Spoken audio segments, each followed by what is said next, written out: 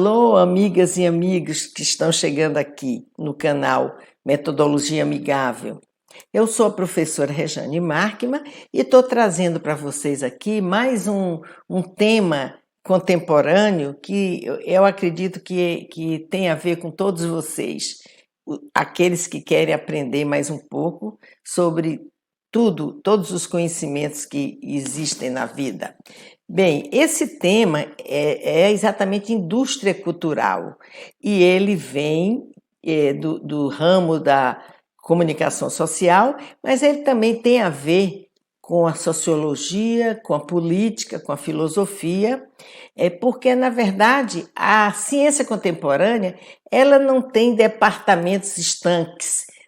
Todas as disciplinas interagem entre si, tá certo? E para fazer surgir o conhecimento. O termo indústria cultural designa a indústria que existe por trás das formas de produção culturais e artísticas submetidas à lógica da produção capitalista.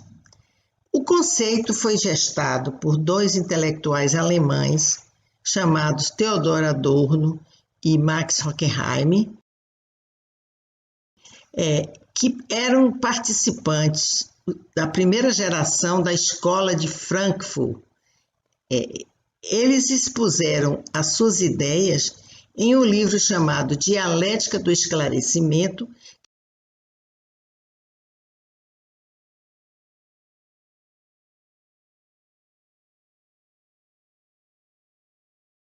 que foi publicado em 1947.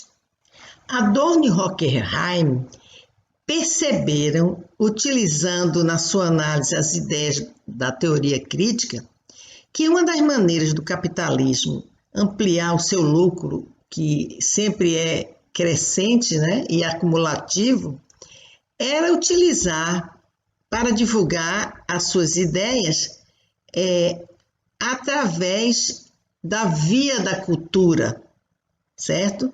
E dessa maneira ele iria estabelecer a sua dominação sobre a mente dos consumidores, né?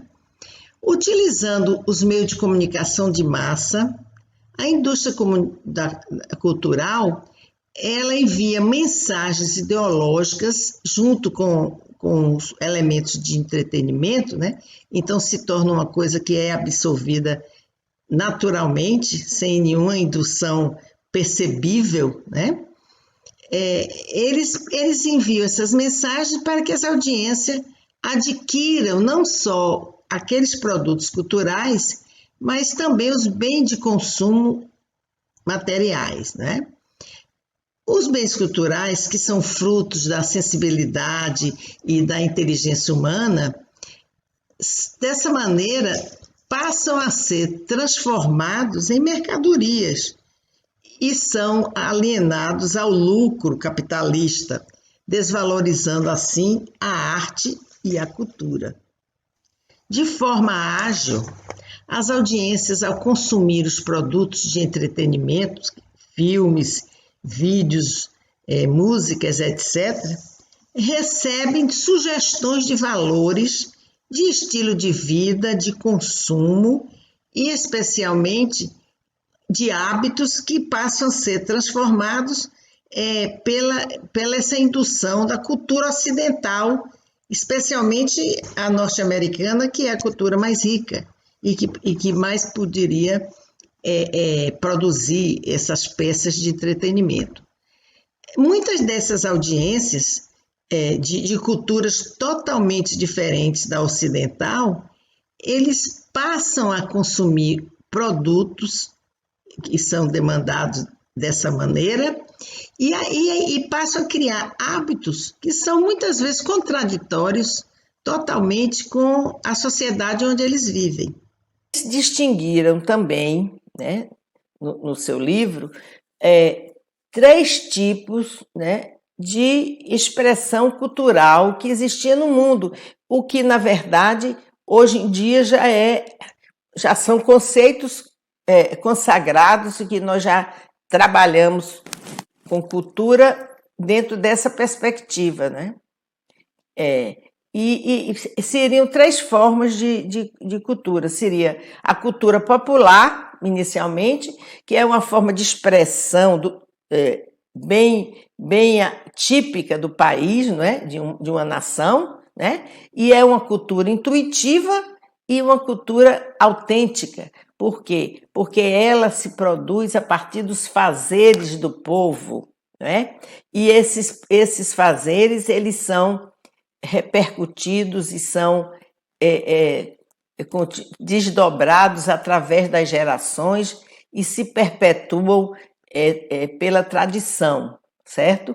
Então, manifestações culturais como danças, músicas, artesanato, pinturas naifes, que se chamam as pinturas primitivas, essas pinturas, todos esses bens, eles são produzidos pelo conhecimento empírico do povo, né? Não necessitam de técnica para fazer isso, não necessitam de refinamento para poder dar qualidade à sua produção. Então, eles são aceitos como dentro dessa perspectiva, certo?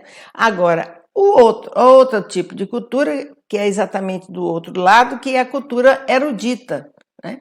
Que existe em todas as nações e que são produzidos por uma elite intelectual, uma elite que estudou, que trabalhou, não é? que tem criatividade, tem intuição artística, e ela passa a produzir obras repletas de refinamento, né? Eivadas de refinamento e criatividade, e que tem um valor estético muito relevante, né? E também características universais, porque eles podem ser consumidos universalmente, né? Por exemplo, uma pintura com grande valor artístico, ela se perpetua e ela é apreciada por pessoas de várias culturas. Quem vai ao Louvre e vê a Mona Lisa se maravilha, sendo um croata, sendo um brasileiro, sendo um francês mesmo, né, que está ali vendo sempre, sendo um italiano, de onde surgiu, embora algumas vezes a gente se depare com coisas inusitadas. Eu mesma, uma vez estava no Louvre, olhando para a Mona Lisa, que é um quadro relativamente pequeno, não tem uma expressão monumental, não é? Mas é de um refinamento e de uma beleza ímpar, e inclusive de um valor financeiro terrível, né? Então tinha um senhor lá, né, da burguesia brasileira, que virou-se para mim e disse: eu não acho graça nesse quadro, um quadro pequeno, um quadro que não tem maior importância. Imagina, numa parede de uma casa, não iria realçar, certo? Aí eu disse: olhe, isso aí depende da sensibilidade de cada um. Disse somente isso para ele. Meu senhor, isso depende da sensibilidade de cada um. Então, é exatamente isso. Né? Ele tinha condições econômicas de ir à França e de ir até o Louvre, mas ele não tinha a capacidade intelectual de perceber os detalhes e a beleza daquele quadro. Existe um preconceito, inclusive dessa classe, né, que a gente pode dizer que seja um preconceito de classe, porque as elites, elas acham que o povo, né, as classes populares, elas não têm sensibilidade para apreciar uma obra de arte, né, erudita, não, para apreciar uma pintura, para apreciar uma música clássica, para apreciar uma peça de teatro. Por quê? Porque eles acham que eles são iletrados e portanto, não têm sensibilidade. Então, associo a falta de letras à sensibilidade humana que todos nós temos.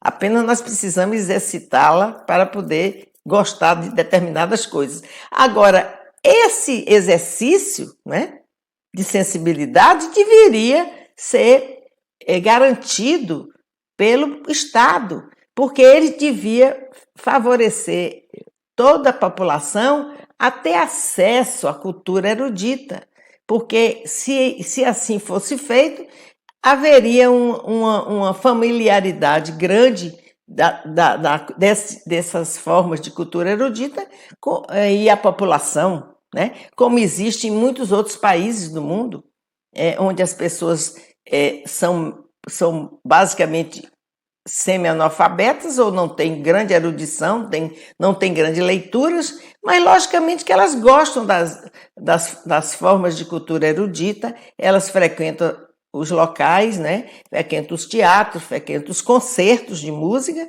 e isso tudo deveria ter sido proporcionado, por exemplo, no Brasil, pelo Estado, certo? Isso aí é meramente um preconceito, né? Bem, agora, a cultura de massa é o terceiro elemento que vem em termos de formas de cultura, né? Que seria uma cultura que veio depois da guerra, depois da grande hecatombe, da grande barbárie que nós experimentamos durante a Segunda Guerra, e depois que o pó disso tudo baixou, então nós tivemos um momento em que surgiu, nos anos 90, a pós-modernidade chamada, né? E essa pós-modernidade, ela vem eivada de individualismo das pessoas, né? Havia, por esse exatamente desengano da convivência humana e esse desespero que tomou conta da humanidade em função exatamente do que tudo que tinha acontecido, né? E, na verdade, a cultura de massa, ela vem como uma forma de mobilizar o entretenimento, mobilizar a arte para fazê-la ser consumida por todas as pessoas, né? Na verdade, para que isso seja feito, além de ter esse objetivo de difusão de arte, de entretenimento, a cultura de massa também tem um componente que é mais político, né? Que, na verdade, ela procura enviar mensagens do sistema capitalista, né, de forma velada. Quais são as características dessa produção de massa, né? Ora, melhor dizendo, considera que as pessoas representam uma massa, né, homogênea, né? Então, no momento em que você faz essa homogeneização, você descaracteriza o individualismo, não vê que as pessoas são diferentes, né? Têm diferentes gostos, diferentes necessidades, e que também elas fazem parte de diferentes classes sociais e têm diferentes acesso às letras, aos conhecimentos formais, não é? Então, ela considera que tanto uma pessoa iletrada quanto um intelectual têm as mesmas necessidades, os mesmos gostos e podem consumir os mesmos produtos que ela vai demandar. Então, ela procura trazer a público produtos que não tenham grande qualidade estética ou grande qualidade artística, não é? Mas que seja um produto que seja bem aceito, porque é um produto leve, que se chama, não é? Você não tem que pensar muito e que você, muitas vezes, como é no caso da música, você ouve tanto através da rádio, através da televisão, que você termina por gostar daquela música, não é? E comprar aquela música. Então, na verdade, as características dos produtos dessa indústria cultural é que sejam de fácil digestão, né? E que possibilite um rápido consumo, né? E um lucro também que vem rápido, né? Porque, inclusive, a arte aí, a cultura, ela é também veículo para o consumo dos produtos materiais, né? A produção da publicidade utiliza também os meios de comunicação para levar mensagens que induzam ao consumo dos produtos, tá certo? Agora, a comunicação de massas é uma forma típica dessa pós-modernidade, como eu disse, da qual a arte pop foi uma primeira forma, e é a forma mais famosa, vamos dizer assim, e ela tem esse caráter de ser muito fugaz, muito rápida, quase que imaterial, né? Muitas vezes nós ouvimos uma música muitas repetidas vezes e nós gostamos daquela música e cantamos e tal, e daqui a uns meses nós não lembramos mais dela, não é? Porque exatamente não há essa necessidade da imaterialidade formal e a forma de pensar, a mensagem que traz. Na verdade, como os indivíduos estão cada dia mais isolados, né? Agora através da tecnologia, porque depois do advento dos celulares, dos tablets, dos computadores, né? Muitas vezes portáteis, que a gente leva para todo canto, há uma facilidade muito grande de acesso a muitas informações, a muitas formas de entretenimento, né? Os vídeos de música e tal, tudo isso é propagado através da internet. As músicas mais a gente ouve na rádio, mas antigamente era muito na rádio, mas agora a gente ouve e a juventude ouve através dos vídeos da internet. Então, todas essas formas fazem com que os indivíduos fiquem tão colados, né? tão viciados na tela do computador, do tablet, que muitas vezes deixam de lado as suas relações sociais face to face, né? Isso é muito comum, isso já é muito batido, já se diz muito isso, mas na verdade, o que é que isso cria? Isso cria um individualismo, né? A solidariedade passa a ser diminuída, a solidariedade, os amores, as amizades diminuem de importância. Por quê? Porque você convive mais com seus amigos de forma virtual, você convive mais com outros indivíduos de forma virtual do que ter aquela aproximação, né, concreta de bater no ombro, né, de dar um abraço, tá certo? Então isso tudo de contar uma piada e dar uma risada em conjunto, né? Então isso tudo é excluído do indivíduo pós-moderno, tá? E eles passam a ser, eu posso dizer, indivíduos virtuais, indivíduos digitais, né?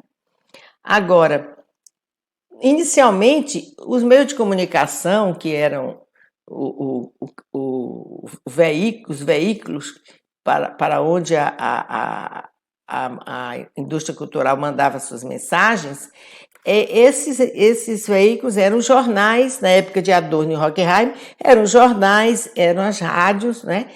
Posteriormente a televisão, né? Foi no final dos anos 40, começo dos anos 50, e principalmente o cinema. O cinema era um veículo muito importante, porque as pessoas iam muito ao cinema, o que hoje elas não fazem porque ficam em casa e assistem através dos streams, né? Então, eram esses meios de comunicação. Posteriormente, nós temos esse outro que é muito mais forte, que é a internet, porque tudo ficou mais simples e mais forte, porque nós hoje não precisamos sair de casa para poder assistir um filme, para poder ouvir uma música que nós queremos, para assistir um vídeo, para irmos a um concerto, né? É bastante que a gente acesse um vídeo de música clássica na internet. Então, gente, na verdade, tudo isso é algo que impacta com a nossa vida, não é? Nós temos que pensar, inclusive, depois desse período que nós vivemos tão difícil, que foi da pandemia, no auge da pandemia, que até hoje não acabou e que dizem que não vai acabar, né? Nós vamos conseguir controlar o vírus, mas que ele não vai desaparecer do nosso cotidiano, né? Eu não sei até quando a gente vai ter que usar esses aparatos de proteção contra ele, né? De mantermos os nossos distanciamentos e usarmos a máscara e o álcool gel, e isso não sabemos, mas o que acontece é que, depois desse período, eu creio, existe uma ânsia maior dos indivíduos de largarem os seus aparatos digitais e de irem de encontro à pessoa viva, à pessoa concreta, né? Nesse momento, um abraço vale muito, né? Um beijo é algo que tem um valor impressionante. Então, nós abraçarmos nossos amigos, nós abraçarmos nossos amantes, nossos conhecidos, é tudo muito especial, né? Diante das dificuldades que a pandemia nos trouxe. Então, só nos resta esperar que, na verdade, isso tudo passe e que nós voltemos à normalidade, não para nos plugarmos outra vez, como fizemos nos aparatos tecnológicos, mas mantendo a convivência face to face, né? Então, gente, muito obrigada por vocês virem aqui. Estou contente de ter feito essa live para vocês, esse vídeo para vocês. Espero que vocês tenham gostado e que deem o seu like e se inscrevam no canal. E também mandem um comentário aqui que eu prometo responder a todos. Se vocês gostaram desse vídeo, compartilhe com seus amigos. É uma forma muito boa de se obter um conhecimento.